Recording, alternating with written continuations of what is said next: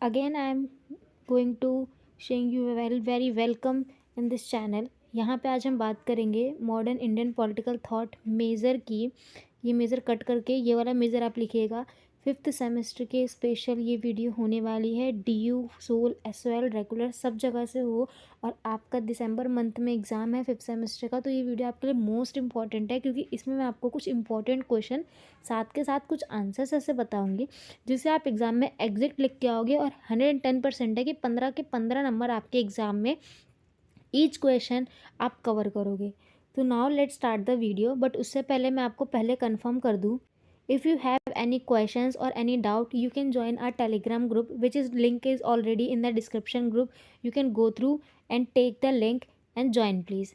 There you can find our notes, and also you have any doubts then you can ask of us. Okay, कोई भी doubt हो, कोई भी problem हो, कोई भी दिक्कत परेशानी हो, तो आप डायरेक्ट टेलीग्राम के थ्रू हमसे पूछ सकते हैं। तो देखो, इस बार आपके एग्ज़ाम में क्वेश्चंस जो बनेंगे कुछ इस तरीके से बनेंगे, ठीक है। और क्योंकि ये बिल्कुल नया सब्जेक्ट है तो आपके लिए पढ़ना ज़रूरी है। क्वेश्चन का आइडिया आप ले लो कि किस तरीके से क्वेश्चन बनेगा। ना क्वेश्चन देख लीजिए आप, जो आपका यूनिट है, हमने ऑलरेडी सिलेबस के ऊपर वीडियो बना रखी है, अगर आपने नहीं देखा तो वो जा कर के आप देखिए। सिलेबस में पूरी जो इस बार किताब है वो आधुनिक भारतीय राजनीतिक चिंतन के बारे में है। तो यहाँ से क्वेश्चन कम से कम आपके 3 क्वेश्चन टकराएंगे ही। तो 3 क्वेश्चन नहीं तो कम से कम 2 क्वेश्चन आपके आएंगे ही। इन 2 क्वेश्चन में आपको क्या क्या कवर करना है ये मैं आपको बताऊंगी। तो यूनिट 1 के ऊपर ये आखिरी वीडियो रहेगी जिसमें हम आधुनिक भारतीय राजनीतिक चिंतन को बहुत अच्छे से विस्तार से समझ चुके होंगे, ठीक है। देखो, राजनीतिक, अगर ये क्वेश्चन आप ध्यान से पढ़ लीजिए, आधुनिक भारतीय राजनीतिक चिंतन से आप क्या समझते हैं। पहला, आधुनिक भारतीय राजनीतिक चिंतन के उदय के संदर्भ में विवेचना कीजिए। आधुनिक भारतीय राजनीतिक चिंतन की मुख्य धाराओं का वर्णन कीजिए, और आधुनिक भारतीय राजनीतिक चिंतन की विशेषताएं क्या है, ठीक है। ये चारों ही क्वेश्चन एक ही बात कर रहे हैं आधुनिक भारतीय राजनीतिक चिंतन के बारे में। तो आपसे इन चारों में से कोई भी क्वेश्चन आ जाए, आपको लिखना एक ही आंसर है, ठीक है। और एक चीज़ मैं आपको और बता दूं, किसी भी आंसर को प्रेजेंट करने के लिए 3 तरीके होते हैं। पहला उसका भूमिका देनी है कि मेन क्वेश्चन पूछ कर है, उसके बाद आपको उसकी बॉडी तैयार करनी है कि किसके बारे में पूछ रहा है, और उसके बाद एक छोटा सा निष्कर्ष।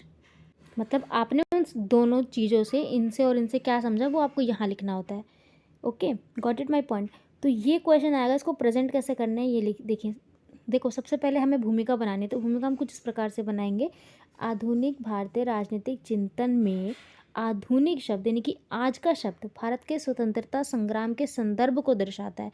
यानी कि भारत के स्वतंत्र होने के बाद जितने भी नेता, राजनेता वगैरह ये सब आए और उन्होंने भारत की राजनीति को लेकर के जो जो बात कही, वो सब आधुनिक भारतीय राजनीतिक चिंतन के अंदर आते हैं। Clear point. एग्जाम्पल के लिए आप ले लो महात्मा गांधी, जवाहरलाल नेहरू, पंडित जवाहरलाल नेहरू, है ना, BR अम्बेडकर, ये सब आधुनिक भारत के चिंतक है। क्लियर हो गया किसकी बात हो रही है। इस दौरान भारतीय जनता को विचार की पूर्व स्थापित सीमा को पार कर कई राजनीतिक सीमाओं जैसे स्वतंत्रता, राज्य स्वतंत्रता, समानता, सामाजिक न्याय, कई उपयुक्त शासन प्रणाली, इन सभी के प्रश्नों को लेकर के इस आधुनिक भारतीय राजनीतिक चिंतन के अंदर बात की गई है। क्लियर है। भूमिका आपने लिख दी कि भूमिका में आप क्या बता रहे हो। अब देखो किस तरीके से आपको और चीज़ें लिखनी है। आप इसमें और भी पॉइंट लिख सकते हो, ऐड कर सकते हो अगर आपको ठीक लगता है तो, ठीक है। यहाँ पर देखो मैंने सिर्फ की पॉइंट्स लिखे हैं। अब इतनी मेहनत अगर हमने की है तो आपको भी एक छोटी सी मेहनत ये करनी है कि इन सबको 2-2, 3-3 लाइन में एक्सप्लेन करना है। एक्सप्लेन कैसे करोगे ये भी मैं आपको वीडियो के अंदर ही बताऊँगी। ओके, ठीक है ना। तो आपको देखो इस तरीके से लिखना है। आधुनिक भारतीय राजनीतिक चिंतन की अगर विशेषता लिखेंगे सबसे पहले, तो विशेषता में आपको ये पॉइंट लिखना है। अगर अगला से भी क्वेश्चन है तो भी आपको ये लिखना है। पहली विशेषता क्या है कि इसने स्वतंत्रता और स्वराज पर जोर दिया। एग्जाम्पल के लिए मान लो महात्मा गांधी थे। महात्मा गांधी कहते थे कि अगर हम जिएंगे तो अपनी ज़मीन पे जिएंगे, यानी कि महात्मा गांधी ने स्वराज पे बहुत ज़्यादा बल दिया। ठीक, तो ये आप एग्जाम्पल यहाँ पर लिखिए। दूसरा पॉइंट, समाज सुधार और जागरूकता।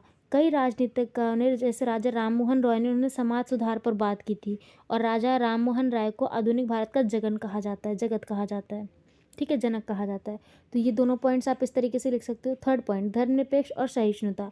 धर्मनिरपेक्ष का मतलब यह है कि जितने भी आधुनिक भारत के जनक आए, चिंतक आए, उन्होंने धर्म को बराबर मान्यता दी। ब्रिटिशों की तरह मुसलमान हिंदू वाली कोई बात नहीं की थी उन्होंने, ठीक है ना, ये बात आप लिखिएगा।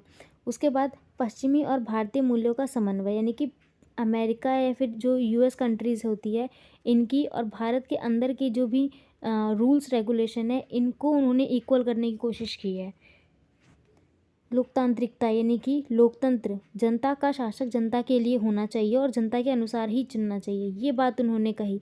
और इसके लिए सबसे पहले बात की गई थी बी आर अम्बेडकर ने। तो ये सारे ही पॉइंट्स आप लिखिएगा। समाजवादी समाज की स्थापना, इसमें लिखिएगा कि सोशल पार्टीज भी आई जिसने समाज को लेकर के ज़्यादा महत्वता दिखाई। क्लियर हो गया ये पॉइंट, आराम से आपको 7 से 8 नंबर मिल जाएंगे। अब क्वेश्चन दूसरा देखिए कि भारतीय चिंतक और योगदान, यानी भारतीय आधुनिक राज्य के चिंतक कौन थे और उनका योगदान क्या था। तो देखो योगदान तो आपको पता है कि सब में 2-3 पॉइंट्स आप क्लियरली लिख देना। पहले सबने समाज सुधार को लेकर के बात की, सबने लोकतंत्रता को लेकर के बात की, सबने न्याय को लेकर के बात की। ये पॉइंट मैं आपको बता रही हूँ, आप प्लीज़ इसको नोटबुक में लिख लो, राइट कर दो, ठीक है, कि सबने 3-4 पॉइंट्स पे कॉमनली बात की। अब मेन क्या है, तो देखो यहाँ पर लिखिएगा महात्मा गांधी भारतीय आधुनिक चिंतक है, ठीक है, जिन्होंने सत्य अहिंसा और इन सब पर दिया। राजा राम मोहन रॉय है जिन्होंने आधुनिक भारत का जनक कहा जाता है जिनको, ठीक है। Doctor B are Ambedkar ji है, जवाहरलाल नेहरू जी है, स्वामी विवेकानंद जी है। तो ये सारे ही जो 4-5 जिनके मैंने नाम दिए हैं आप लोगों को, इन सबको आप लिखिएगा और 3-4 पॉइंट्स आप इनके साथ एक्सप्लेन करिएगा तो आंसर बहुत बेहतर और बन पाएगा। क्लियर है। अब देखो अगला पॉइंट, आधुनिक भारतीय राजनीति चिंतन के उदय पर अगर हम बात करेंगे तो वो लिखिए। उदय का मतलब है कि ये आया कहाँ से, तो ऑब्वियस बात है जब भारत स्वतंत्र हुआ, और स्वतंत्रता से पहले आपको पता है कि हमारा भारत ब्रिटिशों का औपनिवेशिक था, गुलाम था। तो जिस तरीके से उन्होंने हटा, फिर नए राजनेताओं ने पुरानी चीज़ों पर नई चीज़ें लागू की, तब जा कर के नई भारतीय राजनीति चिंतन की उदय हुई। ऐतिहासिक घटनाओं, पश्चिमी विचारों के प्रभाव समाज के सुधार की आवश्यकताओं से जुड़ी थी और यहीं से आधुनिक भारतीय राजनीतिक चिंतन का उदय हुआ, ठीक है। उदय के पीछे के कई कारण थे, कई प्रभाव देखे गए। पहला प्रभाव ब्रिटिश उपनिवेशवाद का प्रभाव था। देखा उन्होंने कि मार्केट पर, समाज पर, सोसाइटीज़ पर, राजनीति में, अंतर्राष्ट्रीय में, हर जगह सिर्फ ब्रिटिशों ने अपनी जगह बना रखी थी, तो उसको फिर हटाया, वहाँ पर भारत ने फिर अपनी जगह बनाई। ये बहुत लंबी एक प्रक्रिया थी, it's a very far process, okay. दूसरा, पश्चिमी विचारधाराओं का प्रभाव था, तो इसको उसने हटाया।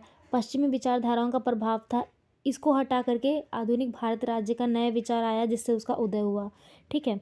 भारतीय पुनः जागरण और समाज सुधार आंदोलन, कई सारे समाज सुधार आंदोलन लिख देना आप। मानवाधिकार निकला, ठीक है, मानवाधिकार निकला, और नारियों के लिए नारी सुरक्षा आंदोलन निकला, कई सारे आंदोलन, पर्यावरण बचाओ आंदोलन भी निकले कई सारे।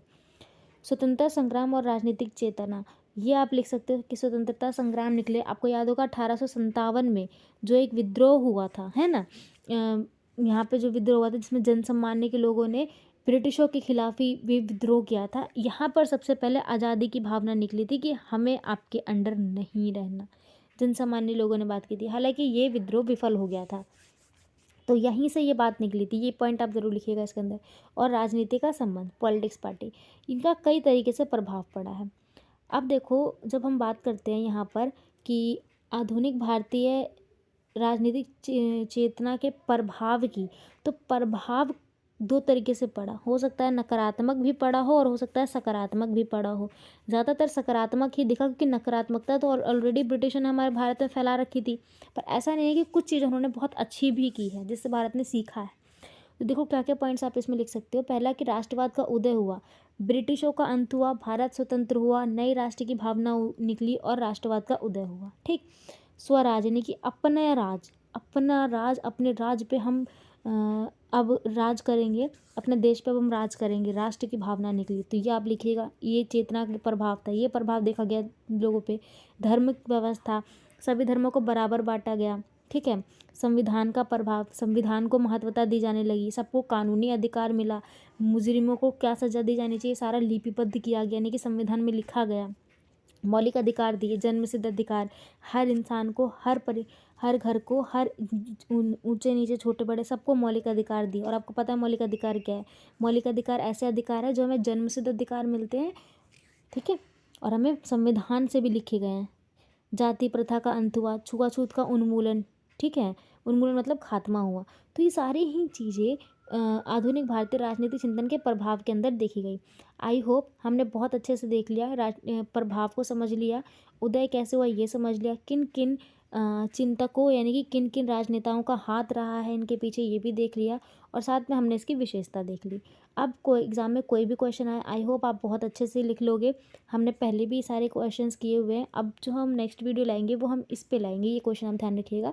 जाति व न्याय पर अम्बेडकर के विचार और धर्मनिरपेक्षता पर गांधी के नेहरू का तुलनात्मक प्रशिक्षण।